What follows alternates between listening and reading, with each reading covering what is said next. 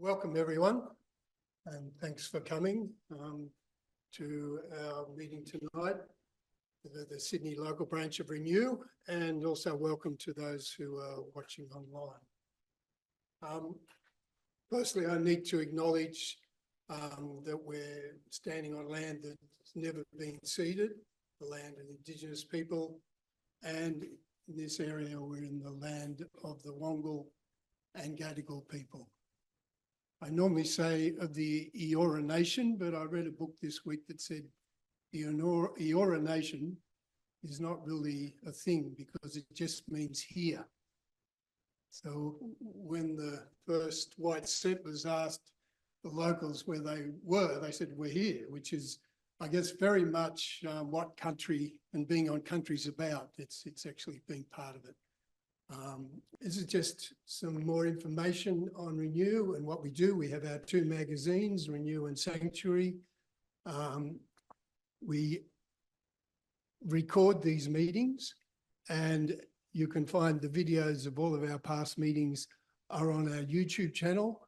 And our meeting last month was on the benefits of EVs with Dr. Stephen Dew. And that's now, the video's been edited and uploaded to that YouTube channel. So there's hundreds of videos available on the Renew YouTube channels. So you'll find masses of information there.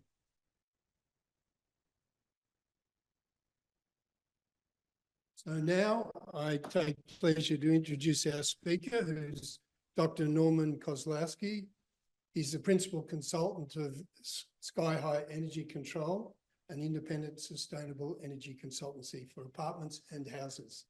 Norman has worked across all areas of residential sustainability over the past 12 years and is a regular speaker and panellist at energy expos and community events. That's where I first met Norman, I think at Everything Electric, not last year, but the year before. That's right. He's an expert on specifying the best mix of solar and energy-saving technology to reduce the cost of strata living and how to make apartments resilient to extreme climatic conditions. He's also the driving force behind a consortium of manufacturers, installers and service providers collaborating to help 2/3 of strata apartments in Sydney achieve net zero by 2030. Now there's a target.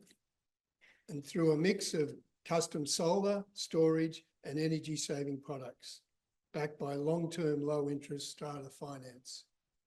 It's certainly an area that has, I guess, been neglected in terms of what can be done with energy efficiency. So I'm very interested to hear what Norman has to talk to us about. So please welcome Norman. Thank you, Graham.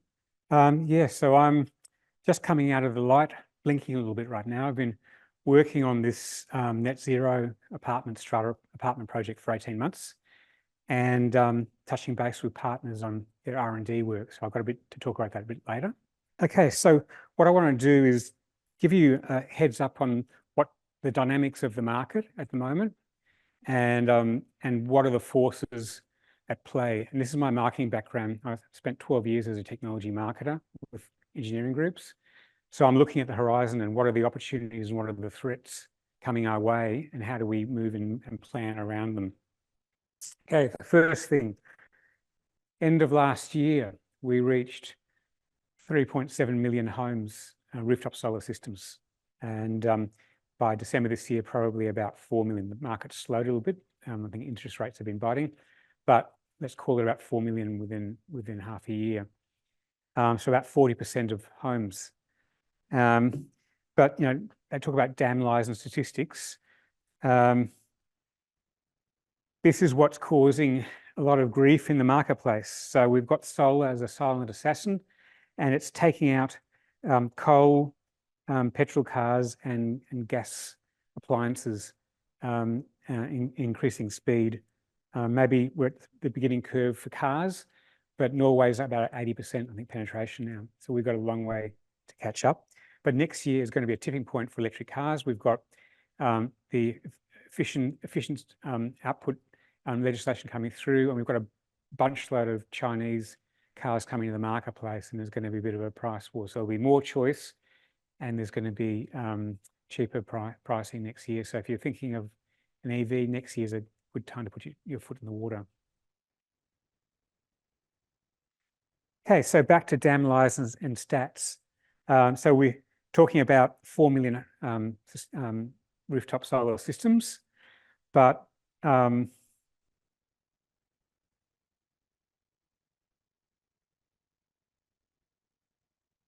you kind of break it down, this is a map put out by the PV Institute, and the lighter the color, the less density of the solar. And this is a postcode map. And you can see there that anywhere where there's high density living in units, the color is very light, it's less than 5%.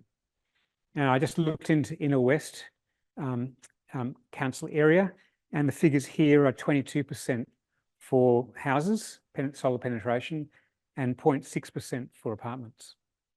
So apartments have missed the boat. They're way behind the 8 ball, and that's going to hurt a lot of people. They're missing out on what's coming, and there's going to be more instability, and so apartment holders are going to be facing the brunt of that.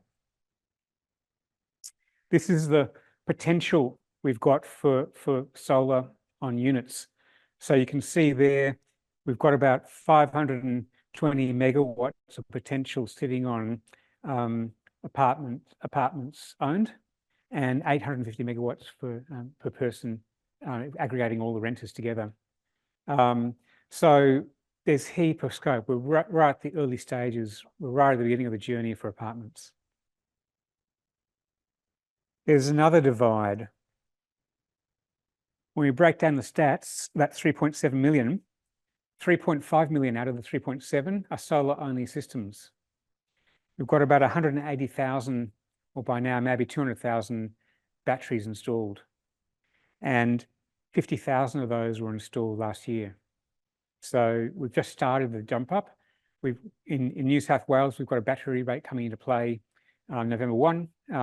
South Australia and Victoria have had battery rebates for a while, and that's fed into their uptakes. But here we're a bit behind the curve, and battery is really what it's all about. And I'll go into that a bit more detail.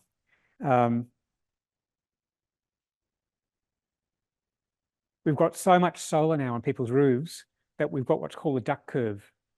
And so during the solar window, during the middle of the day, we've got more solar output than we can handle. That line, that bar is what we can handle. So since about the end of 22, we're pumping out more than we can manage, and it's disrupting the whole coal power industry because we're not making any money during that middle of the day. At the same time, people have been electrifying their homes and putting in aircon, buying electric cars, and we can see that the peak power consumption has gone up year by year. So we're putting more stress now at a point where there's no solar, and the coal power stations have to meet that demand. They can't switch off, they've got to run 24/7. So the discrepancy is causing them a lot of grief. And whenever they can stage manage a disruption to the marketplace, they do. And a big one happened in August, which I'll touch on a bit later. So what are they doing about it? As of July 1st this year, New South Wales and ACT networks introduced a two-way charging program. And the rest of the states on the national grid will start in July the 1, the following year, 2025. What that means is that from 3 p.m. all the way through to 10 a.m. in the morning, you get, or actually all the way to 3 p.m. next day, there's no feed-in tariff. You get zip. If you export to the grid, you get 0 cents for it. And between 10 a.m. and 3 p.m., the solar window, if you export more than 6 kilowatt hours to the grid, then they start to charge you for those exports. So you'll have to then put in an export blocking system to try and cap anything more than 6 kilowatts going to the grid. So people who put oversized systems on with the whole plan of making bucket loads of feed-in tariffs to cover their consumption, out the door. And this comes again as a marketer. It's chess. If you make this move, there's going to be a counter move by the establishment, and you have to plan for that move. And what are you going to do next? It's a game of moving. It doesn't stay static. So that's kind of disruptive. So what they're trying to do is they're going to say to you, well, the only and they'll give you a feed-in tariff if you export it between 3 p.m. and 8 p.m. when there's no solar. And the only way you can export it then is to get a battery. What do they want? They want batteries because they want them to absorb all that excess that's going to the grid and stop it disrupting the network. So batteries are really, really, really important, and hence the government's coming in with a battery rebate because it's so critical. All right, we've got another disruptive force, this thing called global warming. So I just read an article yesterday that we've actually gone up. We continue to be going up in terms of carbon footprint globally. We're meant to be going backwards at this point. We're still going up. We're practically committed now to 2% increase. 1.5 is gone. We'll be 1.5 shortly. And if we go over that, then it's Armageddon. So we've already seen it. We've got extreme weather events. Look at the weather in August. It's the hottest August on record. We had a day in Sydney of 30 degrees. 30 degrees is like a 43-degree day in summer. And there were other days of 27, 40 degrees. And then flip it, we've got cold snaps coming through, and Tasmania and Victoria have been shivering through, and now New South Wales have been shivering through cold weather again. Winter's come back. And with all of those fluctuations and cold weather fronts coming, Antarctic fronts coming through, we've had a lot more use of heating in winter.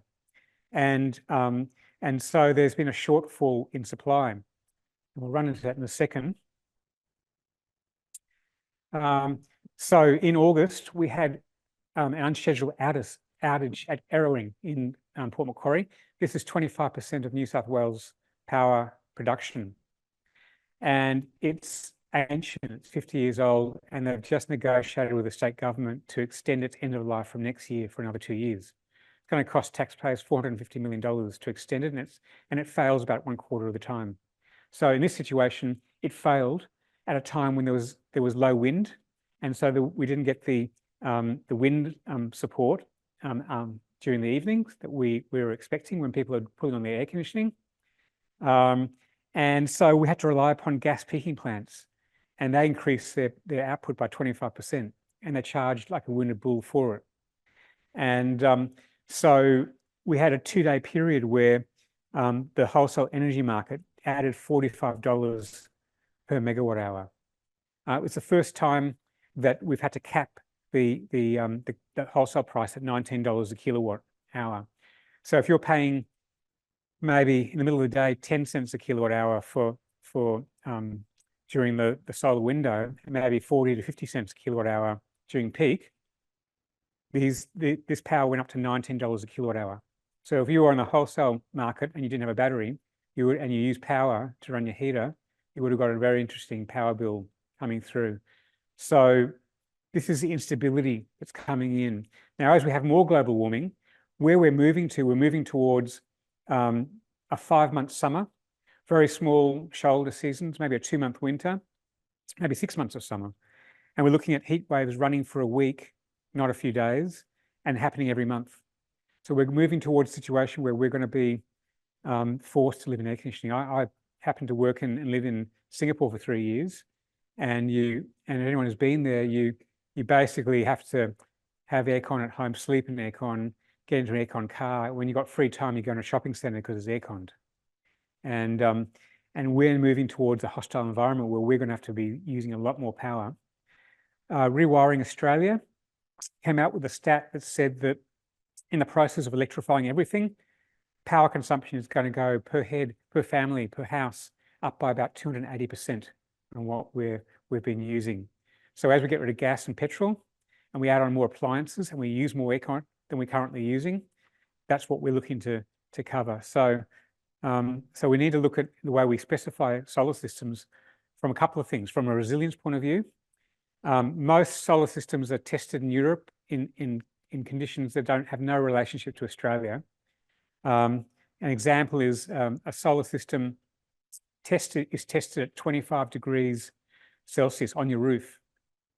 So, we can get up to 70 degrees on the roof in summer. And every degree above 25 degrees is a measured drop in performance. So it's like buying a car and they give you a rating for your efficiency of the car. It has no relationship to reality. So we need to be looking at, when we're specifying or purchasing solar equipment, we need to be looking at robustness. How do they handle heat? How do they handle low light conditions? If you can handle low light, you can start earlier in the morning, you can finish later in the afternoon. Even though you've got a rating of X number, 400, 450 watts a panel, if you're running an extra 0.5% or 5% more, you're going to start earlier and later, and you'll pick up more kilowatt hours in the day. So you want to look at performance in low light, performance in hot weather. You need to look at degradation. If you've got massive amounts of power that you want to cover increasingly in the future, and you have a high degrading panel, you're going to have less and less performance as you're increasing and needing more. And at some point, you'll have to pull off those panels and start again, or start with a high performance system and do it right, do it once. So there's a lot of, and there's some other tools we can do, like optimization of a panel, where we can pull another 4% performance out of it. Good panels and optimization, we can get up to maybe 13, 14% more output from the solar system. And that's worth its weight in gold over 25 years. The other thing is, how do they handle wind loads? Last February in New Zealand, there was a cyclone that came down and hit the North Island, the Category 4 cyclone. They normally go across the equator, but with the trade winds changing with global warming, one went bang, and I don't know if you looked at the map, but New Zealand's south of us, and they got whacked. It was like $15, $20 billion worth of damage to the North Island. So it's only a matter of time before trade wind turns a cyclone to hit Sydney. So what solar system have you got on? What's its rating for wind load? If you do a proper one, there's one in the marketplace that's rated for Category 5 cyclone, so up to nearly 200 kilometers an hour. So choosing a system is not just in terms of its performance and pricing, you also got to be looking at its resilience and robustness. And so we need to be a bit strategic in how we look at things, and we have to assume the worst. It's already happening. So we've got global warming is already here. So this is an article just talking about the fact that extended arrowing. So what's in it for me? Everyone kind of has in my kind of 12 years of consulting, I've had about 1% of my customers install solar energy saving equipment because they want to protect the environment. 99% do it for power bill savings, and they'd like it to be nice for the environment as well.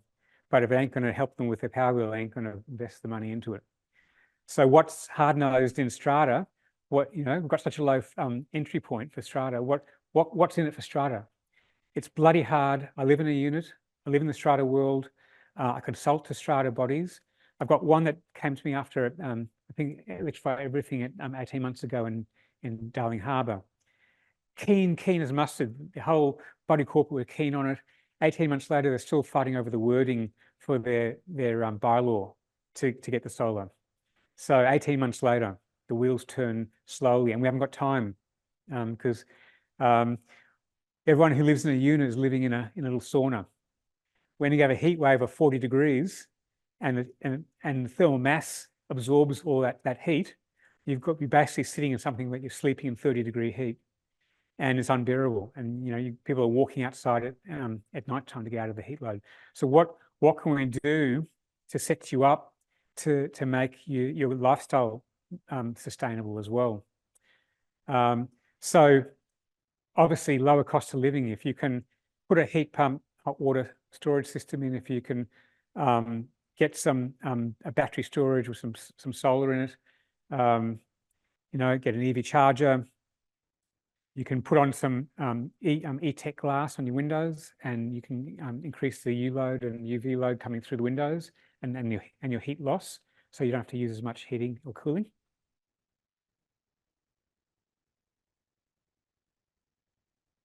The other big thing that no one really talks about is the increased value to property. Now, this is a really important point if you're trying to get this into a Strata Committee and to Owners Corporation. There's people there who don't want to do it, and they don't want anyone else to get ahead of them. So they cause all sorts of furphies and questions and delay tactics and what have you. But Domain.com has been doing a research for the last 4 years or so on the impact of an energy sustainable home, efficient home, on property value. And for last year, I'll go to a chart. But basically, based on 12% or you're looking at about, if your unit's worth 800,000 up to $1 million, somewhere in that range, you're looking at between $1,900 and $25,000 extra property value you're adding by going sustainable. So if you look at your costs, what it involved in going sustainable, and that, we've got I'll talk about it a bit later about auditors, but it's everything from window draft stoppers and heat loss through window glazing or gain. This is the table. So they've been doing it, since 2019. And if you can see on the right-hand side for units, it's ranged from 17.5% to 11.4%. It's averaging about 12.5% per year in terms of increased value. Now that's tax-free super. There's no tax on that. So what's $100,000 tax-free? Put your income on top of that, and there's more value that you'll make out of solar than any day than the power bill savings you'll make over the life of the system. So when people start questioning it, you say, well, that's ridiculous. If you put in a bylaw for solar, even if you don't put in solar, the fact that your unit can get solar and it's already approved raises the desirability of your unit. So you need to push this as your main starting point. Greed is one of the great opportunities to push a point. And so how do we reinsure this? Now, I'm lobbying behind the scenes with politicians if we can change some of the legislation so that if you're selling or renting out a home, you have to have it energy assessed. This is coming and it'll be there. So at some point, everyone is going to have some form of proof of their sustainability. And if you've got it, then you can charge more rent. It feeds in, charge more for your property. So what have we got? There's a rating system called Neighbours, and it's for strata apartments. It's compulsory to have it if you're a commercial strata, and the government's been too afraid to push the point on strata residential. But again, that's being lobbying behind the scenes. So it'll become an essential that you have a rated apartment block. So you may as well start looking at this proactively rather than reactively, given the value it's going to put in terms of your property. So there are neighbour audited assessors. There's one happens to be here that I invited to come along, Ethan over there in the corner. So at the end of all this, if you're interested in talking to an assessor and asking and drilling down a bit more detail, you can talk to him. I'll let it ride at this point. Now, the other thing is that's for the strata block, but then you've got your individual strata unit.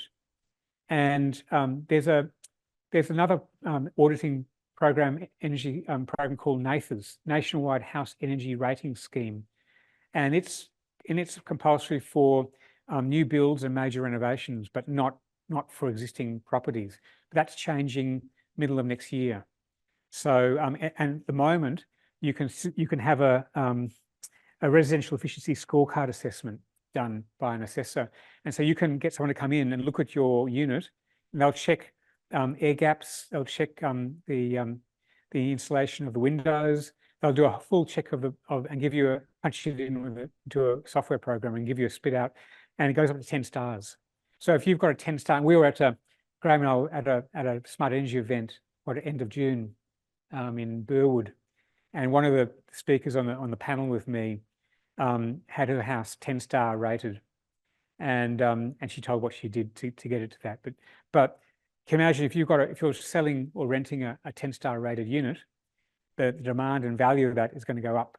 So it's worth, and just up front, it tells you where your weak spots are. So if they give you a rating of 6 or 7, they'll tell you how you can get to 10, and you've got a roadmap in front of you what you need to do to get to that top rating and be at the top of the pack.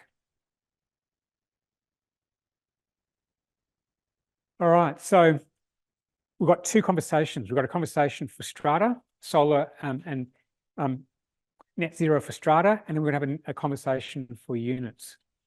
So in strata, what I touched on before, we need to be looking. You've got to do 10-year capital investment planning.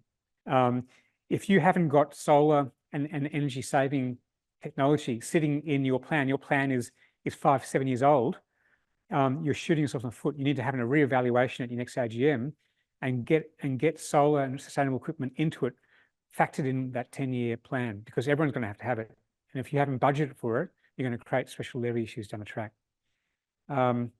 So high performance panels, everything I just talked about before, and I can talk offline with you about it, but one of the high performance players is now out of the market.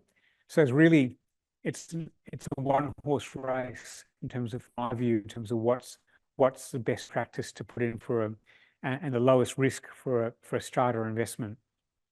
And when you look at what your returns are over a generation, or a high performance top of the range solar system will last 60 years. So multi-generational. So everything I talked about there in terms of benefits. Okay, over here, if you add individual power optimizers to under each panel, you're isolating the performance of each panel, which means that you haven't got long strings where if shade hits one panel, they all drop to the performance and average it out. Each one's optimized. When you install solar, they got a rating of 440 or 430 or 460, but that's the minimum. And they have a rating that can go up to 5 to 10 watts above that. But if you have a string inverter, they drop to the poorest performing panel, and all you'll get is a rated amount. If you optimize, you'll pick up all of those variations above, and you'll pick up an extra couple of % of performance by optimizing just purely on that. And when panels degrade, they degrade at different rates. And if you optimize, then you're not degrading at the fastest degrading panel. You're picking up all of the variations. So over the life of it, you're picking up about 4% extra performance by optimizing. You can also add extra panels to your solar system if you specify the inverter correctly, because each one is independent. You can retrofit panels of different size and wattage onto the same system. So where if you have a normal string inverter, you have to put another inverter down. So when you add up all the factors, I do not specify a solar system without optimizers. Just don't. It's just, I'm shooting my customers in the foot not to do that. And then you get individual remote panel monitoring and alerts if there's a failure, not in 6 months' time when you find your power bill not performing properly. So you find out that panel number 13's got a failure, and then that failure only affects that panel. But you know which one it is, and someone can come out and fix it on warranty. Then we've got a battery. So battery is interesting. We touched on why batteries are essential. You cannot put a solar system in without a battery. You can see it's just going to shoot yourself in the foot. You'll get no value out of it. And it'll cost you money for nothing. Anyone who's telling you wait for battery prices to drop is being disingenuous, and they're trying to get an order from you at a lowest possible price because everyone knows that Strata are tight asses and go for cheapy. And I'm saying go the opposite. Go the cheapest thing you can do. There's two things. There's price and there's total cost of ownership. As a technology marketer with capital equipment, we always had high performance German equipment. It was 10% more efficient or 20% more efficient than Japanese. Cost 10% more, but 20% more efficient. If you bought on price, you bought the Japanese. If you bought on total cost of ownership, you bought the Germans. And after 5 years, you made more profit because it generated more output. Same thing with solar. If you're going to generate more output, you can divide your 25 years by that output, and you'll find that there's a quantum change in performance of the systems, and you're shooting yourself in the foot to go high. Now, there's two types of battery. There's DC and AC. If you're starting from scratch, you're going to put a DC battery in, because what's going to happen is you're going to get DC power from the roof, and you're going to connect it directly to the battery. And so you're going to pump DC to DC straight into your storage, into your batteries. So an inverter turns a DC into AC, so you can use it in the home. But a battery's got DC storage, so then you need to have another inverter to turn your power back into DC, and you lose performance going DC AC, DC AC. So you're going to be looking at a DC battery. Tesla just launched a Powerwall 3, which is a DC battery. It's really good. It's really, really good. And it's the largest footprint in battery storage, and we'll come across that in a second. So why that's important is because you're not thinking like a consumer. The way we did solar for the last 10 years is you just look to get how much of a reduced power bill can you get to cover your lifestyle. Right now, you have to switch your hat from being a consumer to being a manufacturer. You've got potential access to the wholesale energy market. If you link up with a compatible virtual power plant, then your strata is going to start making revenue out of your solar system, which is going to reduce your levies. And again, a unit that's selling with lower levies is a more desirable and a higher value unit. Putting in solar on battery has other intangible value propositions there. So that's basically it. And then EV charging. And I can't touch on in great depth on EV charging, but can I just say we're so far at the beginning of the curve, it's not really the big issue. What I'd be suggesting is that if you've got a couple of visitor car parking spots, put an EV charger on them, and put a bylaw to say that visitor car parking is available up till 10 p.m. From 10 until 7, it becomes an EV charger. And that means that 7 units can piggyback off the one EV charger over a week to charge up the car, and not with a fast charger, with a slow charger, but overnight you don't need fast charging. And very inexpensively, you can set up, and then you have a card where everyone punches in their account number for their own energy plan, and bam, you've got one charger covering 7, and you wouldn't need more than one at this stage. So a couple of smart ideas of getting something into your strata that doesn't involve a lot of money. All right, now units. Firstly, heat pumps. So heat pump, is everyone aware of heat pumps as part of the equation? So everyone knows about heat pump hot water units. Up until about 6 months ago, I was looking at how can we get government support to put a bunch of heat pumps into strata apartments and repipe everything down to those heat pumps. So maybe 3 units are piggybacking off one heat pump. And it was about $2,000 a unit in terms of piping costs that I was seeing whether we can get government support for.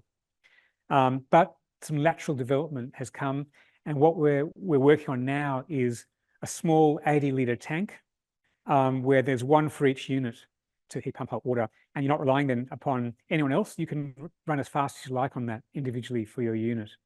So that's a huge quantum leap. It's in R&D. They're still testing it. The efficiency is fantastic they're getting, but they want to see whether they can get a smaller footprint for the tank. So they're working on new designs for the tank. But we're sitting on that somewhere in the next 12 months. That's going to become a reality. Then the other thing with heat pumps is air conditioners. So heat pumps have been working their way in the air conditioning market now, and they're running on about 80% or 75 to 80% less energy costs than a conventional air conditioner.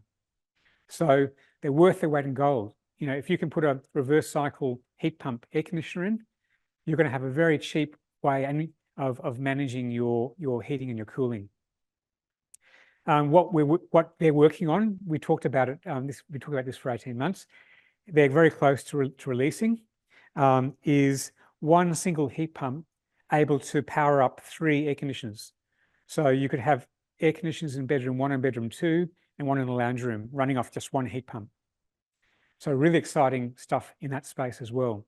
So heat pump, anything to do with air and water, heat pump is your default technology. And the third thing, battery. Now we've got a problem here. Units have small roof spaces. Large units, it's only strata that can put solar on.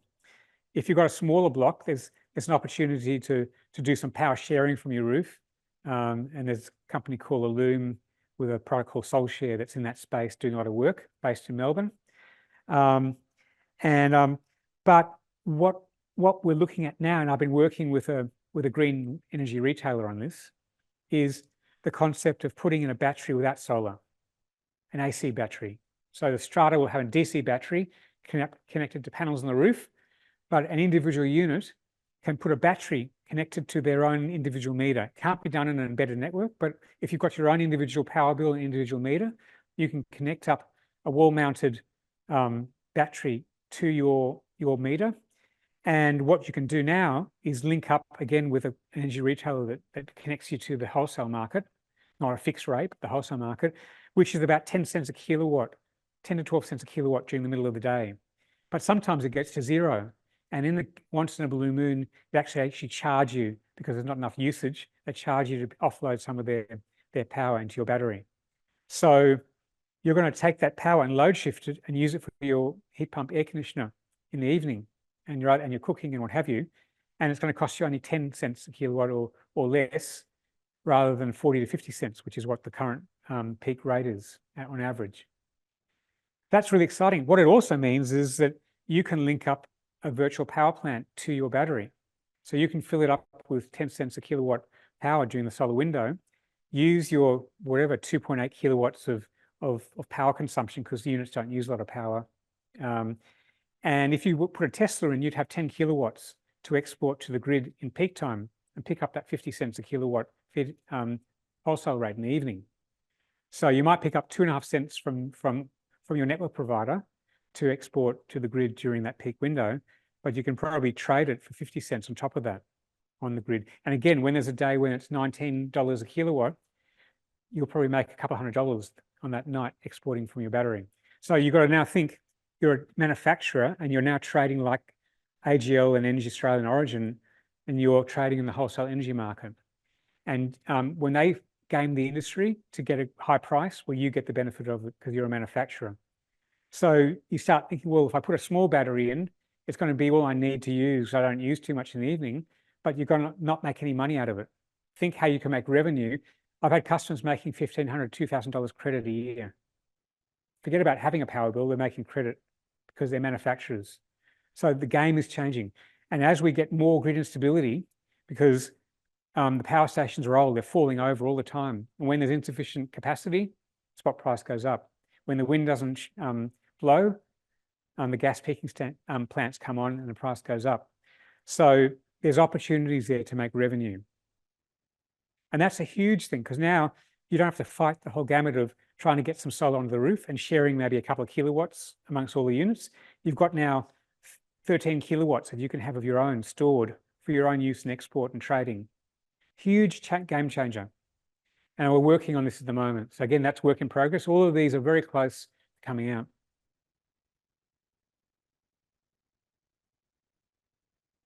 All right, so touched on that. So a holistic solar investment strategy for units.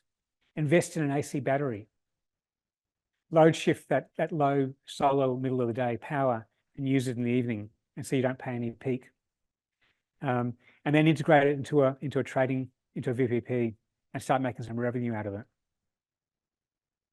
And in the future, there's also going to be opportunities in winter, to those who are energy poor, to export and donate some of your power to someone who's energy poor. So there's going to be a lot of things happening with distributed power, and that's the future.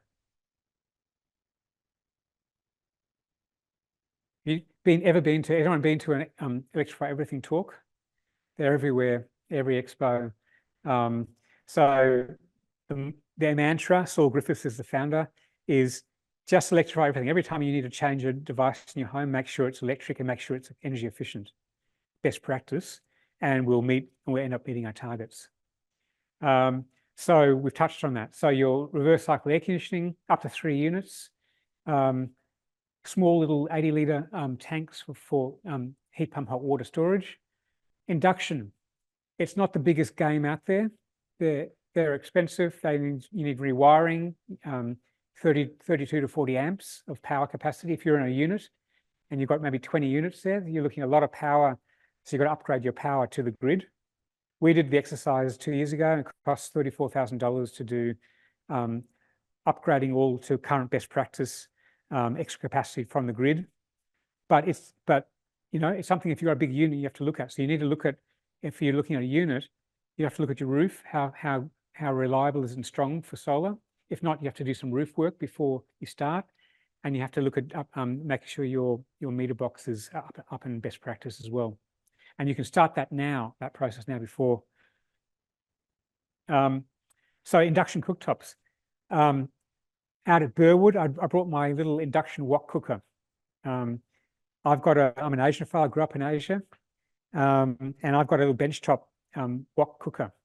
It's 15 amps, so it just needs a 15 amp plug, and it cooks at 240 degrees centigrade, which is better than gas. So because it's got a concave base sitting on it, and the wok drops into it, and it's fantastic. And so you can go for a small 4-hub induction cooktop, and then have a wok cooker to the side of it. I mentioned E-Tech windows. You can also do retrofit PVC double glazing of your windows. You're losing or gaining 40% heat loss gain through windows. 3 mil standard float glass, 3 mil glass. So it's horrible. So either you're going to have some thick curtains there to try and to block that out, or look at a solution like E-Tech, Viridian E-Tech, or there's equivalent Chinese-made ones for the technology, which puts a metal coating on the inside of your glass, and that reduces by half the UV rating and the U ratings. And it's noise cancelling as well. If you combine that with some draft stoppers, so your windows don't rattle, your temperature is incredibly even, and you don't have to use much heating or cooling. If you're on a top floor of a unit and you're getting whacked by heat load coming in from the unit, you can put heat extraction fans, temperature and humidity controllers inside the roof, and you can suck out the heat load to stop it coming through and saturating the bats and coming into the top floor. You can even sneak a grill into your ceiling, open your window, and it'll suck out any heat load that's built up in your room up through that as well. So that's a really worthwhile thing to keep your roof in good working order, moisture and heat load. I can talk about that offline as well. Support. Well, every state's got different rebate support, so I'm not going to run into any details on that. You can check with your individual states for subsidies. Coming up fourth quarter this year in New South Wales, we're looking at subsidised strata finance, 10-year loans. We were talking 6 months ago about 8%, 7 or 8%. I tried to get some updated figures and I couldn't get it before this meeting, but there will be subsidised financing for strata bodies to get involved. And again, if you're making revenue, you can cover the costs of any financing because you're getting revenue to offset that. So your cash flow is pretty good. And we talked about joining up with a good energy retailer that offers a transparent virtual power plant program. Thank you very much. And I'm open now to questions. Thanks, Norman. We'll start with questions from the floor. If we've got any questions. Thanks, Norman. You touched on optimizers. Now, as a rooftop solar retailer, I often get questions about the difference between optimizers versus microinverters. And I know the difference in cost is a fair bit. Microinverters are quite expensive. I don't fully understand the difference. Is that something you could explain? I've never been a real fan of microinverters. They were kind of, I call them the Homo Neanderthal. They kind of were a solution, but didn't have any longevity to it. They're forever chasing their tail to try and maximize, to keep up with the wattage of a panel. So what they're doing is they're tapering off. They can't get, if you've got a 460 watt panel now, I'm not sure where they're up to now, 400 watts or whatever, you're not getting the full performance out of your solar panel. Because they're one individual inverter, they need a lot more light before they'll kick in the gear and start working. So where if you have optimized, you can have a string of 16 panels, you can start operating on very, very low light levels. So you're going to get more output per day with an optimizer than you will. And just in those two things, that's enough for me to, and they're more expensive, 3. So you can go with a generic one like a Tego. Solar Edge invented the optimizer. That's a good benchmark. So between Tego and now a couple of the other inverter makers are coming up with their own, Huawei I think is coming up with their own optimizer as well. But I would not do a solar system without an optimizer for security, insurance perspectives, from performance perspectives.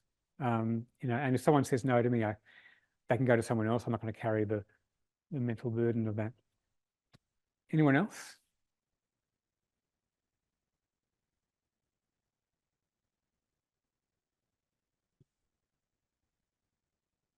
A large section of the strata market is those smaller blocks between sort of 5 and 10 units. Yeah. They tend to have very low common property usage. Loom seem to be one of the very few providers of solar for those blocks. I just wanted to get your thoughts on that and how you sort of consult to those. All right, look, if Loom only cuts in, I think, at about minimum 5 units, 5 or 6 units, it doesn't make financial sense to do it with anything less. And if you've got less than that, you've probably got enough space in your roof that you can divvy up the roof amongst the units and put some solar up there, so you have your own individual system up there. Once you get to 6 to 10, Loom is pretty good, getting about 7. If you've got 6 or 7 or 8, you're going to probably get a decent sized system out of the roof. And so it's like first in, best dressed to pick up, and then Strata gets one section of the roof as well, maybe a bigger slice. But the other way to look at it, if you're changing from being a consumer trying to reduce your power bill, and that's what you're referencing, that there's not much common property power consumption, and you change that into becoming a manufacturer, then Strata can become a manufacturer and pick up revenue trading their solar production on the wholesale energy market, and use that money to cover their costs. One of the models I was looking at was for Strata to pick up hot water and become a strata cost, paid for by the revenue generation of the solar battery and the virtual power plant, energy plan. But start thinking like a manufacturer, and then you get a lower levy that everyone pays. If I can just mention for people online, if you've got any questions, just to drop them into the Q&A box and we can look at them. Thanks, Norman. Just sort of carrying on that question about the Illume and that sort of thing, and also just generally participating in a VPP, they're incredibly hard to model. The revenue stream from a VPP. How do you go about that? It's so hard to predict what the spot price is going to be and what your revenue might be. An energy retailer is not going to want to do, unless you've got an individual battery, they won't get involved. So there won't be any, unless you're Strata and you've got your VPP on the Strata battery, they won't share a battery and do a VPP on it. So it's not on the table. So unless you've got your own solar system up there, you can do it, or if Strata can do it if they have their own solar system up there, but they won't touch a shared environment. So you've got to choose your poison, which way you want to go. But there's an argument why Strata should have ownership of a large chunk, unless it's a really big roof. Why Strata should definitely, once you get up, there's certain points where it doesn't become economical from a Illume point of view. To everyone gets a really small bit of real estate in the roof that they're sharing. For the cost of getting access to that, it doesn't really make sense. You want to have a decent chunk of the roof to make it worthwhile with Illume. So I'm kind of a believer in smaller systems, smaller players on that. But if you've got a Strata up there and you're running it and you're making revenues, then everyone benefits from that. Whether you get a power bill saving or you get a reduction in your levy doesn't really make a difference. You can go via and get your savings via a reduced levy.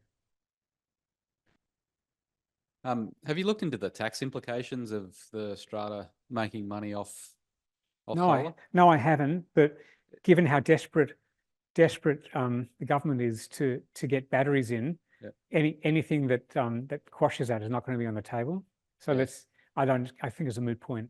Yeah, and I think it can be offset probably against your costs as well. So it's only only the net benefit that you get taxed on. They need batteries on there. You know, if you looked at the solar potential of apartments that I talked about, you know, there's megawatts of capacity sitting there, 1,500 megawatts of capacity that's potential to be turned into solar systems. And if we had that, we wouldn't have any problems. They'd be decommissioning Errorung because we don't need it. What we need is battery storage. We don't have enough battery storage to cover the move to renewables and wind. Once we get battery capacity, and the fast way to do that is to get it from apartments.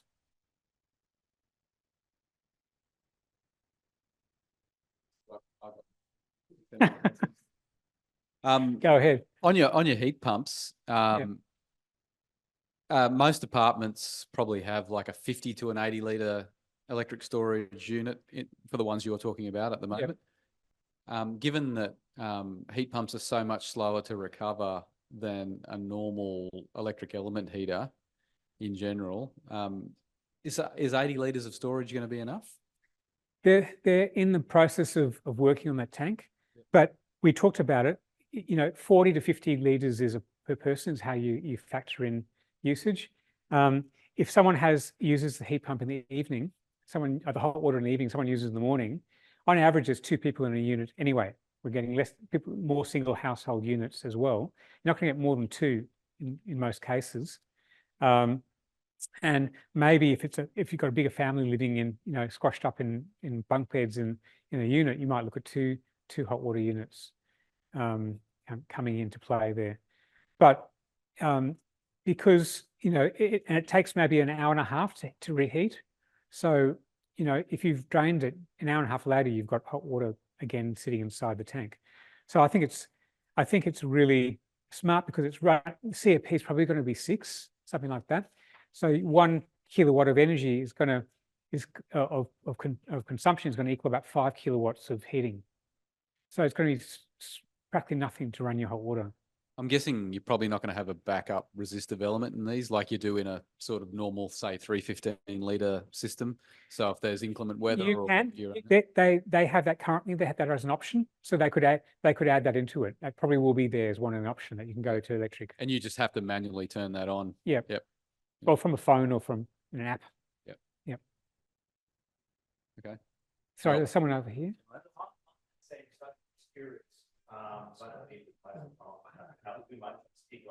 No, it's people. Okay, yeah. On that same subject, there are a lot of units that actually have instantaneous gas. And upgrading that. That's the prime market because you put it in the same spot, use the same piping. Spot, yeah. Okay. And you think a 50 litre unit would cover? 80 litres. Oh, 80 litres. 50, you're doing about 50 litres an hour in terms of recovery. So, small tank, with an hour and a half, you've got a full tank again. And you can have electric bypass, so you can switch it on and put it and run it on electric to heat it up if need be. You mentioned DC batteries are optimal if you're starting out fresh. Yeah. I guess that's for homes more so than. No, Strata, and for Strata, if you're starting fresh from Strata, it's because of the DC AC. You're generating DC, your home uses, or your Strata uses AC, and your battery stores in DC. So it doesn't make sense to go DC AC, and lose percentage of storage efficiency in the transfer when you can go DC from the roof straight to DC into the battery. And that's what you can do with a DC battery. And you can go up to 2 times the capacity of the inverter. So if you had a 10 kilowatt inverter, you could put 20 kilowatts of capacity on that battery. Just on that same issue, one of the problems with DC coupled systems is that they have to be integrated with the inverter manufacturers. And I'm not sure, I don't know Tesla and who they're integrated with, but you have a limited range then of what inverters you might be able to choose from. Yeah. So the way around that, I've been doing the Tesla AC battery, and that's compatible with any inverter out there, and you're still getting the same 13.5 kilowatts of storage. But the new DC has a hybrid inverter embedded within that battery, and it's good. I mean, Tesla launched their Powerwall 2 in 2017, beginning of 2017. It's got 7 years, or what's that? About 7 years of market life. It's so stable. Everyone else has got a first-gen battery out there. They're not experts in battery, and it's all software now issues, not hardware issues. That's the problem. So, Tesla is a very stable player, market-leading player in the market, and you've got to look at your service support behind your battery. Who's there when something goes wrong? You can get a cheap Chinese one and kiss goodbye to it. You'll never get someone to come out, and you're screaming for 6 months to try and get your system fixed. Versus Tesla, who has big batteries in the market, has heaps of technical support to support the big batteries. They've got more than you can shake a stick at in terms of engineers sitting within the background. So sometimes you just got to think high, take the high road, and look at what's your strategy for your investment, and not do the normal strata thing, which is just go for the cheapest one in the market, and then you pay for it again and again, pulling it out and putting something else in down the track. And that Tesla battery with its own kind of inverter inside it, is that compatible with any type of inverter? It has to be like a hybrid inverter? No, you just connect panels directly to the battery. Any There's no inverter. You just connect the panels to the battery. Oh, okay. No inverter. All right. So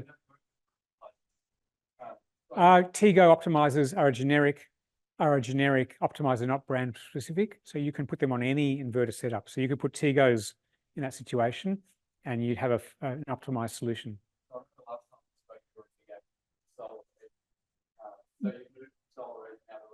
Horses for courses. If they're going to put an AC battery on, you know, then there's Solar Edge as an option there. But this new is a game changer. This new battery from Tesla changes the dynamics in the marketplace. Before we go back to Ethan, there's one question online. If you could Yep. explain a bit more about the heat loss through windows with things like the. All right, so in a unit, you've got standard 3mm float glass, and it's practically like not having anything there. All the heat that you've got inside your lounge room is 40% of it is going out the window. So you've got to keep on running a heater to keep the place warm, and it's running at a higher level because you're losing all that heat. If you can put some form, either thick blinds or one of those concertina blinds that come in, we talked about it at a previous renew, but I'm a big fan. We just put in E-Tech glass into our windows, and we put draft stoppers in, and big thunder and storms we had, we couldn't even hear the rain inside. And heating was done in like about 10 minutes, and we didn't need the heat after that. Everything stayed within the unit. So it's a low-hanging fruit to try and get your, and you're going to get higher star ratings, because that's one of the things that they look at in terms of NAFAs and in terms of the efficiency scorecard is look at your windows. So the quickest thing you can do is put some draft stoppers in and stop that loss going between. If you've got double hung windows and they're rattling, you've got heat load coming in and going out. You know, obviously, if it's a hot day, close your curtains because you want to stop as much heat load coming in. But if you've got the treated glass, you don't have to worry about that. You're already cutting down half of it. Sorry, I'm just going back Yep. to the batteries again. I just quickly looked up what's the difference in round trip efficiency between a Powerwall 2 and a Powerwall 3. And a Powerwall 2 is 90% round trip efficiency, and a 3 is 97.5. There you go. So significant. That's your DC, AC, DC, AC. Right? And just on on the batteries, when you were talking about perhaps having an AC battery, if you don't have solar for the individual tenancy for the apartment, Yeah. where would you put it? Well, there's wall, as long as it's not on a north wall or a west wall. If you put it on a west wall, you just need to have a shade cover on top of it. So it's going to be on a wall somewhere within cooee of where the meter board is. But it can't be a habitable wall though, right? If it's in a garage with a concrete ceiling, they can go in garages. They can't be within 500 mils or 600 mils of a window. But you've got lots of wall space in apartment blocks outside, and run through a double cavity, run wiring and connect it up.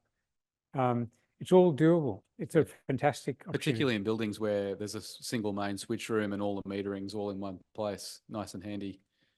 It's great. I've been to lots of units where I can see walls within cooee, within 10 meters of the, or 15 meters of the meter board.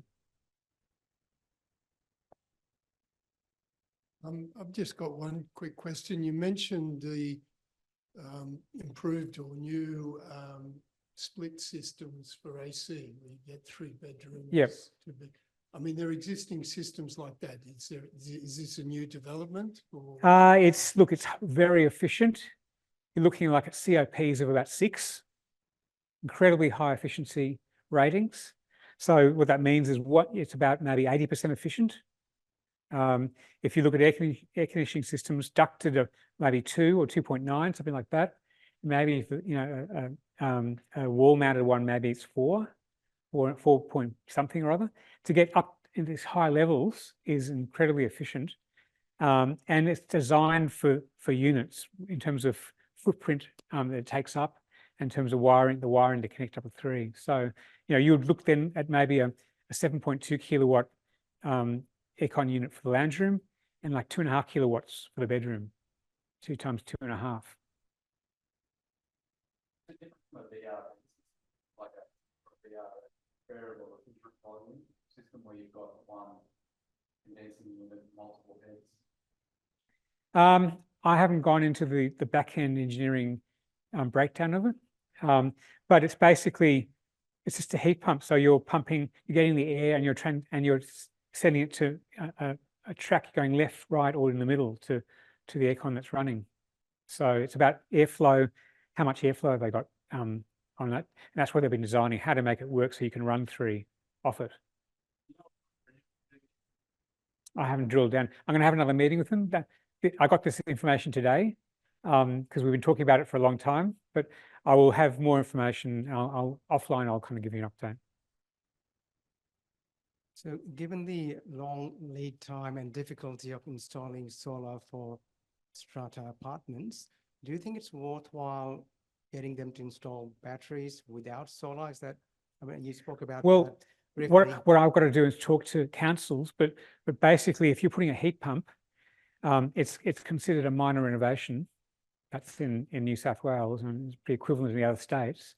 So it would fall then probably into the minor renovation category. You wouldn't need to go to a DA. You wouldn't need to have a special bylaw written because you're not touching the roof. You don't have any roof issues, exclusive use rights issues, particularly if you've got enough space on walls. So it could fast track everything. It could get rid of, like I said, I've got one unit block, 18 months trying to work the wording out of their bylaw. You know, I'm afraid to call them because it leads to more kind of mayhem. And so the more you can avoid getting into that, and it's designed, a minor renovation application is designed to fast track. I think it's 3 weeks and you can get application approved. And then Strata can't really not approve it. They've got to have due reason for that, and you can take them to mediation. Yeah, I know we need more solar, but it seems like the current issue is battery is more urgent because we've already got a lot of solar. Look with the duck. Yeah, We've exactly. got too much solar we can't use being exported to the grid. If you put in a battery and you import between 10 a.m. and 2 p.m, you're basically picking up solar power that's flooding the grid, and we're helping stabilize the grid. So imagine if every unit went on board, and we'd have a huge saving and relief to the grid. So for apartments, what are the criteria? They have to have their own meter, for example? You can't have an embedded Consider it? network. It's got to be their own NMI.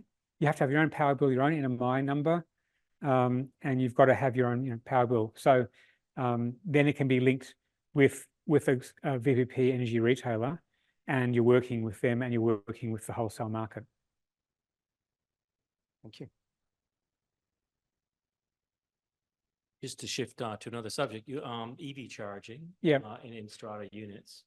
I was a bit surprised by your comment, if you want to move everything to induction cooktops, that you're going to have electrical problems in a building like that. I can imagine EV charging is going to have even much higher. You've got, issues so with- the state government in New South Wales has put in some funding to cover 85% of the cost of upgrading the wiring. But you've got issues of your substation. If you've got a dense suburb with lots of units, you're going to fry that substation if you pull in too much. So the idea of just putting in a slow charge charger between 10 a.m. and 7 p.m. when there's no usage on the grid, and you've got all that excess power that's sitting there, and you've got a spot there for visitors that they shouldn't be there between 10 p.m. and 7 a.m. in the morning. So you can have people visit but from 10 p.m. to 7 a.m, why not take that real estate that's sitting there and just have a system set up? And this is what we're working on, is to have a smart point where you can punch in your energy retailer number and draw upon it directly from your own account. That's the only thing that kind of needs a bit of smarts.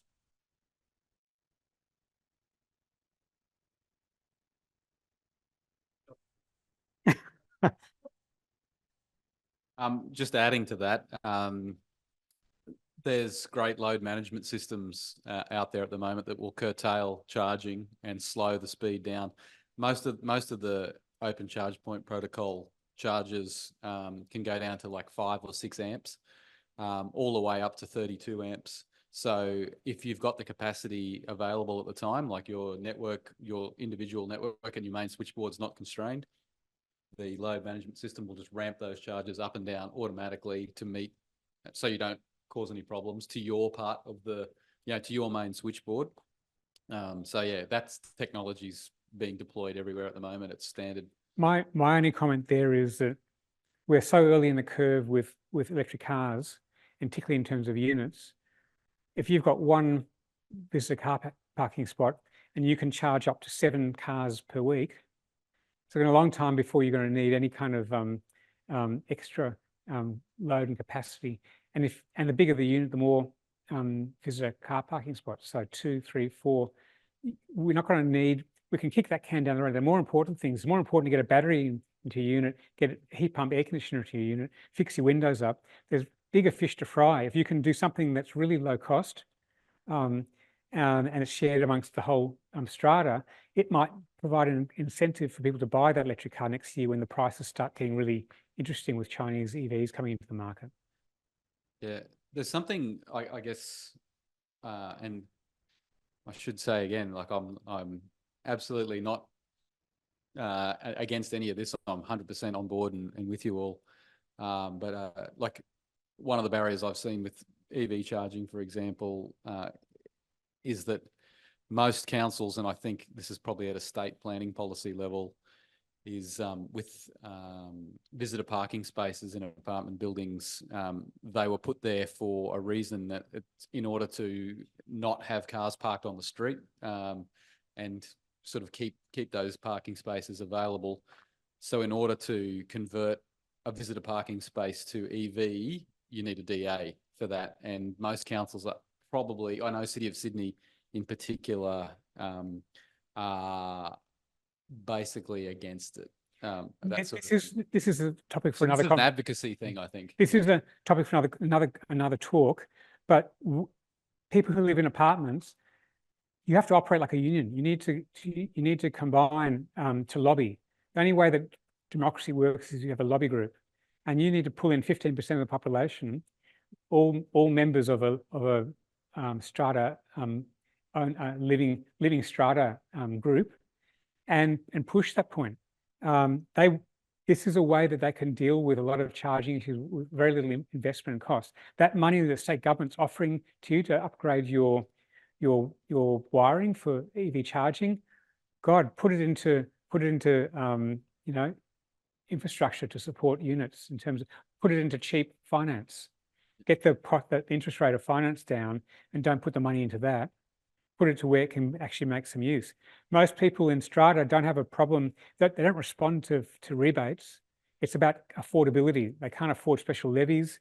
If we can do it in a way where the revenue generated through the solar system covers the cost of financing, so it's revenue neutral, game over. Why wouldn't you then sign up, put it in, and it's not going to cost you anything, and you've now got a 7-star rated apartment block, and then you now got improved your property value by $125,000 because you got that on board.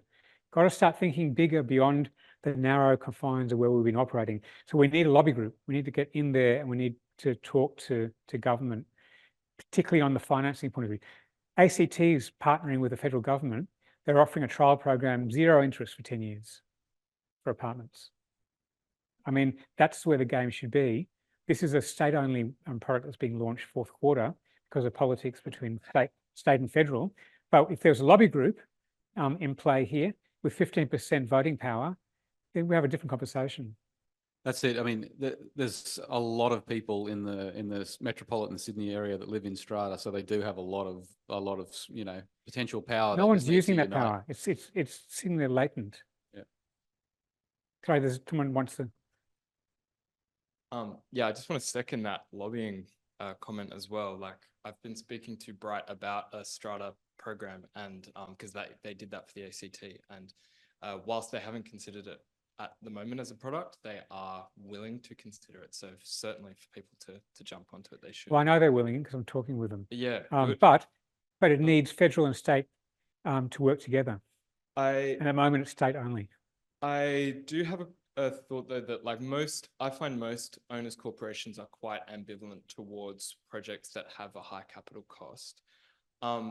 And I wanted to get your opinions on PPAs for these solar projects so that you take away that upfront cost. Well, look, if you're going to tie up with a virtual power plant, you're effectively doing that. You're generating revenue.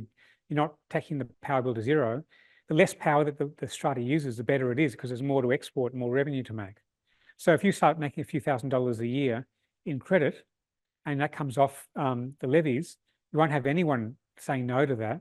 And if it's revenue neutral because the cost of finance is affordable and you're making revenue to cover the cost of that, if it doesn't hurt you, just people don't want to be hurt. So if you can find a way that you can generate revenue, I think we'll end that problem. So are you saying that financing at the moment is able to match that revenue from the solar generation? I wanted to have some more final information. I couldn't get it for today, but there's a fourth quarter. We're now 1 month to go before the fourth quarter starts. So somewhere in October, November, December, there's going to be a bespoke Strata finance, 10-year finance product, and which I don't know the interest rate on.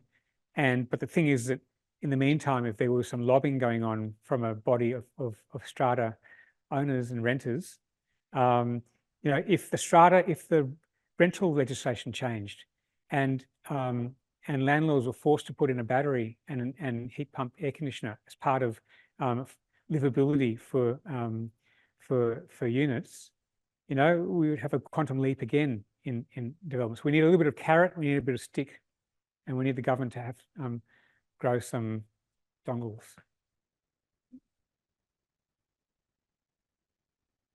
The presentation I did the other month on renters, I made the point that 30% of the population are renters. So there's great scope for Well, back in this, there was a huge, they seem to think it's 57% or something here, but there's a huge, it depends where, this is New South Wales or Greater Sydney.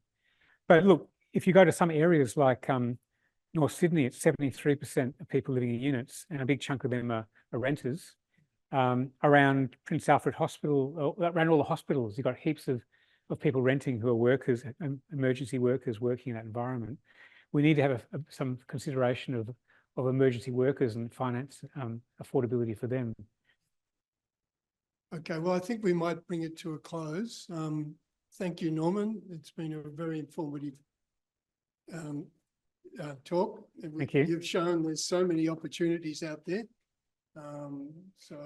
I just think we have to have the high ground, that we have to get involved, more active in Strata, and you have to put it on a table that it's not a cost, there's an opportunity, and you have to change the paradigm. And when you hang that domain report, just Google domain.com.au sustainable houses or property value or something like that, and up that table will pop up.